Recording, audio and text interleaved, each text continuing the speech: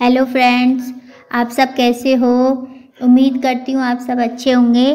तो गायत्री माता की पूजा थी तो मैंने उस दिन ये ब्लॉग बनाया था। मैं डालना भूल गई थी तो सोचा आज मैं डालती हूँ ब्लॉग। और काफ़ी दिन हो गए हैं मैंने पूजा के लिए हलवा बनाया है। और ये मैंने रेड कलर की चुन्नी ओढ़ी है क्योंकि पूजा पे ना रेड कलर शुभ होता है या पीला कलर शुभ होता है।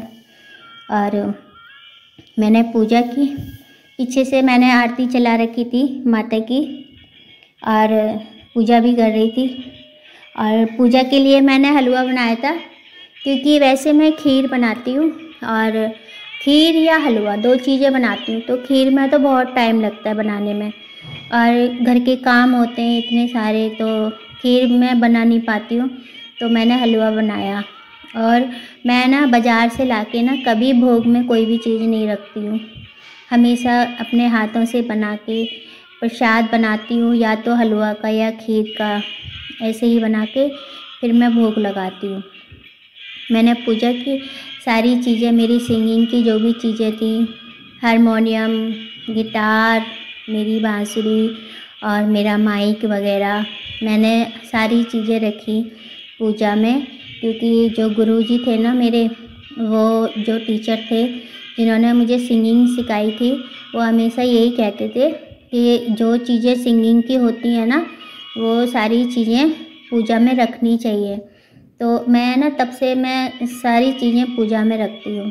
तो मैंने अपने हारमोनियम को सतिया बनाया, टीका लगाया, इन सब चीज़ों को, माइक को भी टीका लगाया, गिटार को भी टीका लगाया, चंदन लगाया और हारमोनियम पे सतिया बनाया। और फिर मैंने हलवा का भोग लगाया, सबको भोग लगाया। फिर मैंने सबको जल चढ़ाया। जल चढ़ाने के बाद में फिर मैंने आरती की। और पूजा करते हैं ना तो एक अजीब सा आनंद मिलता है पूजा करते टाइम, एक मन को एक अजीब सी शांति मिलती है पूजा करो तो। और जब मैं पूजा करती हूँ ना, घर में सबको बोल देती हूँ कि कोई भी शोर मत करना और कोई किसी भी तरीके की आवाज़ नहीं आनी चाहिए। क्योंकि जब मैं पूजा करती हूँ तो पूरा ध्यान लगा के करती हूँ भगवान का या माता का। क्योंकि जब तक पूजा चाहे 5 मिनट करो, लेकिन हमेशा ध्यान लगा के ही करनी चाहिए पूजा।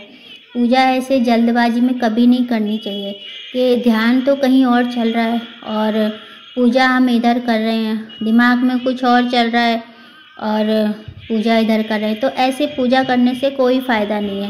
तो पूजा करो ना हमेशा टाइम निकाल के और भाव से, एकदम मन को शांत रख के और भगवान में एकदम ध्यान लगा के ही पूजा करनी चाहिए।